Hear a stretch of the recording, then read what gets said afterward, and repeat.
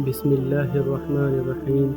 السلام علیکم دوستو، آج ہم ایک صحابی کا واقعہ ذکر کریں گے جنہیں حضور پاک صلی اللہ علیہ وسلم نے بنا حساب کتاب کے جنت میں جانے کی بشارت دی۔ حضرت انس بن مالک کہتے ہیں، میں حضور کے پاس بیٹھا تھا، حضرت عبداللہ ابن عمر بھی بیٹھے تھے۔ کوئی بات ہو رہی تھی، حضور پاک نے فرمایا، انس دروازہ کھولو، دروازے پہ وہ بندہ ہے جس کو اللہ بغیر حساب کتاب کی جنت عطا فرمائے گا۔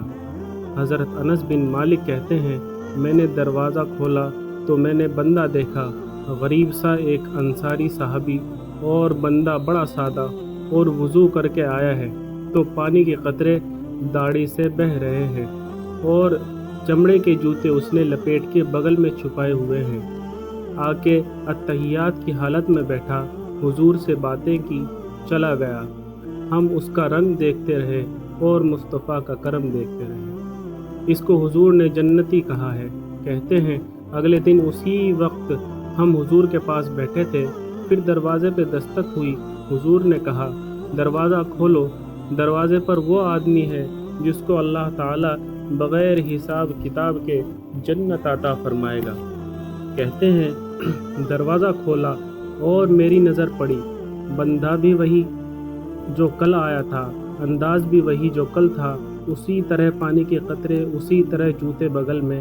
سلام کیا اور بولا، کل حضور فلاں بات کی تفصیل پوچھنی رہ گئی تھی، غلطی ہو گئی، دوبارہ آیا ہوں۔ اس نے اپنی گفتگو کی چند جملوں میں بات سمیٹی، چلا گیا۔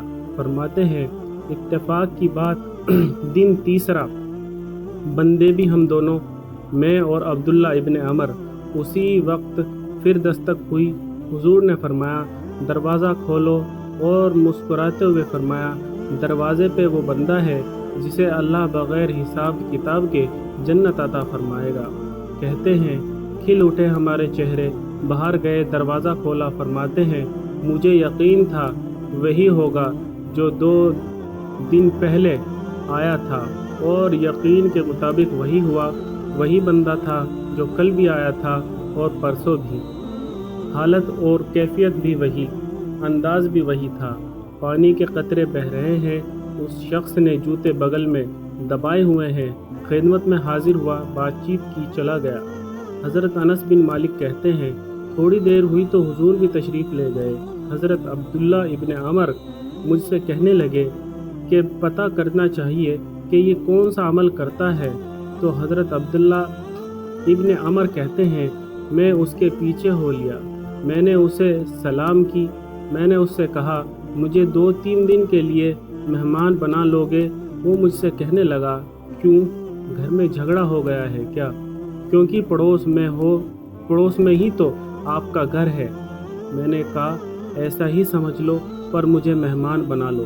کہتے ہیں کہ میں 3 دن اور 3 راتیں اس شخص کے ساتھ رہا، وہ کتنا صدقہ کرتا، کتنی نماز پڑھتا، میں دیکھتا رہا۔ میں چاہتا تھا کہ وہ عمل مجھے ملے جس کی برکت سے حضور نے اسے 3 مرتبہ جنتی فرمایا ہے۔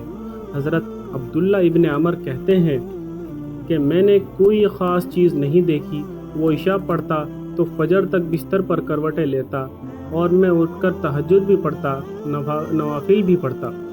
وہ 1 سپارہ پڑھتا تو میں 3 پڑھتا۔ فرماتے ہیں، اس نے 3 دن میں 1 کھجور بھی صدقہ نہیں کی، اور میں نے غریبوں کی مدد کی۔ میں کہنے لگا، عمل تو میرا زیادہ ہے، اس سے پھر خوبی کیا ہے؟ حضرت عبداللہ ابن عمر کہتے ہیں، میں نے تیسرے دن اسے کہا، اللہ آپ کا بھلا کرے، آپ نے بڑی خدمت کی، مجھے جانا ہے، میرا کوئی جھگڑا نہیں ہوا تھا، میں تو بس تیرا عمل دیکھنے آیا تھا کہ تو عمل کیا کرتا ہے۔ وہ صحابی کہنے لگے، تو میرا عمل دیکھنے آیا تھا، مجھے بتا تو صحیح، ہوا کیا اور کیوں دیکھنے آیا؟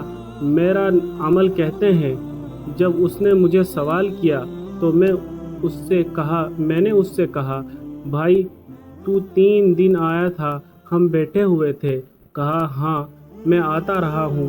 کہا، حضور نے 3 دن فرمایا کہ اللہ تجھے بغیر حساب کتاب کے جنت عطا فرمائے گا، تو میں دیکھنا چاہتا تھا کہ آپ کا ایسا کون سا عمل ہے جس کے سبب آپ کو بغیر حساب کتاب کے جنت ملے گی۔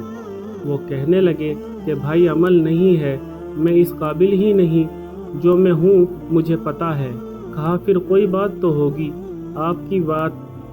تو وہ کہنے لگے پھر سنو، میں جب رات میں سوتا ہوں تو اپنے دل پر نظر ڈالتا ہوں، اور سویرے جب اٹھتا ہوں تو اپنے دل پر نظر ڈالتا ہوں۔